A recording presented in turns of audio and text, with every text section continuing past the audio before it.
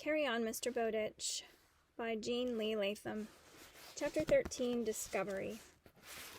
Monsieur Bonfoy hurried on deck and stood at the rail. "Ah, Bourbon!" he sighed. Then he snapped his fingers impatiently. "No, no, I must remember. Since the Revolution, all is changed. It is no longer Bourbon. Cursed name of kings! It is reunion. I must remember to call every man citizen. We no longer have titles. No monsieur, no marquis. Every man is citizen."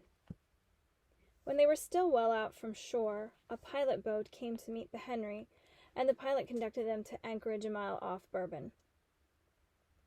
Nat spoke to the man in French. When would they be allowed to enter the harbor? The pilot shrugged and spread his hands. "There is no harbor, monsieur. The last typhoon! Poof! It took everything." Nat interpreted to Captain Prince. Prince said, "The devil! That means we'll have to lighter the cargo." The pilot explained the situation cheerfully. Nat translated again. "He says it will really not delay us much, having to lighter the cargo. Coffee crop is slow coming in. Even if we unloaded quickly, we'd have to wait on our return cargo. So everything is working out fine, he says." Captain Prince said, "He still calls it Bourbon, doesn't he?" "Yes, I asked him about that. He says the people are used to saying Bourbon. They haven't gotten round to changing yet." Another American ship was anchored near the Henry. The master, Captain Blanchard, came aboard the Henry. He was full of questions about home and just as full of advice about how to get along in Bourbon. "Remember the Revolution," he said. "Call every man citizen. Say, 'Vive la République.' That's what I did. And do you know what happened? Those Frenchies were so pleased that they bought my whole cargo of wine. Just like that. At 1,000 livres a cask." Prince thanked Blanchard for his advice. "It's nothing," Blanchard said. "Glad to help you. Remember, 'Vive la République,' and you'll sell your cargo in jig time." The next day, Captain Prince, Nat, and Monsieur Bonfoy went ashore. When they landed, Bonfoy spoke to everyone he saw, calling loudly and cheerfully, "Bonjour, citoyen!" The people smiled, answered lazily, "Bonjour, monsieur." It didn't seem to Nat that they were worrying much about the Revolution. In fact, they didn't seem to be worried much about anything. How slowly they moved, walking as though they had just gotten over a long illness. Before Nat had gone far, though, he found out why people moved so lazily. They had the right idea. Brisk dashing about didn't work well in the muggy tropical heat. They told Monsieur Bonfoy goodbye and went to the office of the Committee of Public Safety to get permission to land their cargo. Near the office, a man greeted them and offered his services as interpreter. Nat was glad now that Frederick Geordie had made him learn to pronounce French, for Prince clapped his hand on Nat's shoulder and said, "We don't need an interpreter." Nat handled their business quickly, while Captain Prince relaxed and waited. When business was settled, one of the Frenchmen said, "Did you hear about Captain Blanchard, monsieur?" His eyes twinkled. "He tried to impress us. He shouted, 'Vive la République!' So, of course, we were impressed. It would have been rude not to be, eh? We offered him 1,000 livres per cask for his whole cargo of wine. We bought it all, too. He didn't know." For a moment, the Frenchman laughed so hard he could not go on. "He didn't know the wine is so scarce. It's selling for 5,000 livres a cask." Nat laughed with him, then pulled a solemn face. "Citizen, I have some shoes to sell. Vive la République!" The Frenchmen laughed and slapped each other on the shoulders. "You'll easily get 350 livres for boots," he told him, "if you don't try to impress anyone." Nat did some rapid calculating. A livre was worth about 3 cents now. If he did as well on the half boots and shoes too, he'd sell his venture for 4 times what he paid for it. The next day, the long, tedious business of lightering their cargo began. Some days they unloaded 75 casks. Some days the sea was so rough that they had to cover the water with an oil slick before the boats could approach the Henry. Some days the rain came in torrents and they could do nothing. A whole month to later a cargo that could have been unloaded in days at a wharf. Every day Johnny's face got longer. "I hope," he muttered, "it isn't going to take this long to load." But it did. There were days when the sun was bright and the sea was calm, and there was no coffee ready to be loaded. There were other days when a cargo waited on shore, and the rain poured down. It was September. With luck, they'd have been home then, before they weighed anchor. Nat watched the jagged outlines of Bourbon fade astern. He saw Prince's face harden to grim lines again. Why was it, he wondered. He puzzled over it, but couldn't find an answer. Soon his days and nights settled down to routine. A second mate, he stood watches. He was doing most of the navigating now. Everyone admitted he could shoot the sun as well as the next man and do the figuring afterwards twice as fast. As for lunars, no one else pretended to work those calculations. Between times, Nat taught the crew and studied the tables in Moore's Book of Navigation. One night when he was working with Moore, he blinked, shook his head, and stared at a figure again. There couldn't be a mistake in Moore. Moore's Navigator was supposed to be the best book of its kind in the world. Nat worked through the figures twice to be sure. It was an error.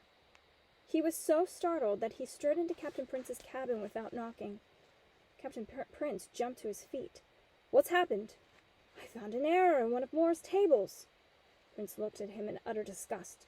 "Is that what you came slamming in here about? An error in which table?" Nat told him. Prince gave a short laugh. "My dear Mr. Bowditch, Moore didn't compute that table. Do you know who did? Neville Maskelyne, the Royal Astronomer of England." "I can't help who computed it," Nat barked. "There's an error." He showed Prince his page of figures. "There, I checked it, see? Why didn't Moore check those figures before he accepted them?" Prince looked at the paper covered with Nat's tiny figures. All that to find one error. And there are probably 200,000 figures in those tables. Maybe that's why he didn't check every figure, Mr. Bowditch. But he should have. Mathematics is nothing if it isn't accurate. Men's lives depend on the accuracy of those tables. It's criminal to have a mistake in a book like this. Do you hear me? It's criminal. Men's lives depend on these figures. Nat hadn't realized how he was shouting until he stopped. In the heavy silence, he heard the bong, bong of the ship's bell. Captain Prince said, 8 bells. Your watch, Mr. Bowditch. Men's lives depend on that, too." "Aye, aye, sir." Nat went topside. Furiously, he paced the deck. Then, as suddenly as his temper blazed, he cooled off and laughed at himself. What a fool he had been to storm at Captain Prince that way.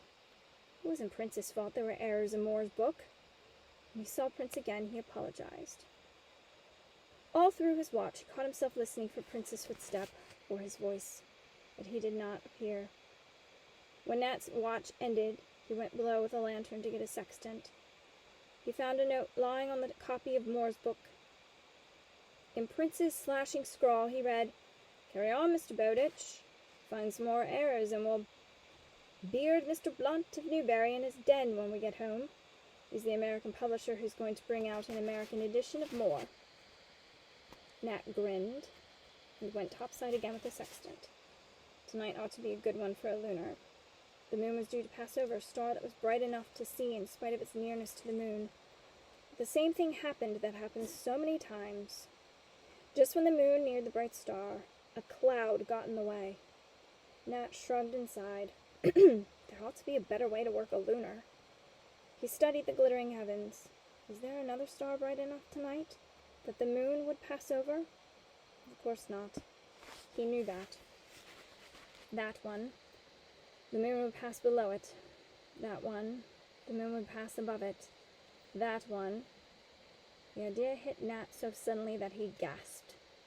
He raced below, and for the second time that night crashed into Prince's cabin without knocking. Prince was asleep, but he was on his feet in an instant. "What is it?" "A new way to work lunars. Come on deck, as fast as you can." He dashed out the door and up the companionway. He was on deck again before he remembered he hadn't said "sir." When Prince joined him, Nat's words tumbled over themselves as he explained. This business of waiting for the moon to occult a star, it's a nuisance. But what if we take the position of the moon in relation to the 3 stars? For instance, right now, we can get the angle between... Captain Prince said, "Wait!" He sent for a sextant. "Mr. Collins, swing into the wind, back sail and hold steady." Soon they were checking lunars the new way. When they had taken several sights, they went below. Nat checked the stars in the almanac and made his computations. His method worked. Nat glowed. "See? That's mathematics. It should give you the right answer." Prince sighed. "Yes, Mr. Bowditch. And now, please, no more discoveries tonight." "Aye, aye, sir," Nat laughed, and went topside again. He was too excited to sleep. When the Henry anchored in Salem Harbor, Nat went with Captain Prince to the custom house to declare their cargo. As they came out, Prince laughed and clapped Nat on the back. "A good voyage, Nat." He grinned like a boy again. "The Henry did well, and so did you." "Aye, aye, sir, mighty well." He had his pay and almost $500 that he had made on his venture in shoes, and he had his new way of working lunars. Oh, for the life of a sailor, he thought. He caught himself walking with a bit of a roll. The cold of the North Atlantic, the smothering heat of the tropics, the days and nights of fighting storms, all seemed very far away now. He saw a pudgy figure hurrying to meet them. "There's Dr. Bentley." He lifted his hand to wave and call. Something in the minister's face silenced him. Dr. Bentley said, "Nat, you must see Mary first. She needs you. David and his crew all died of fever."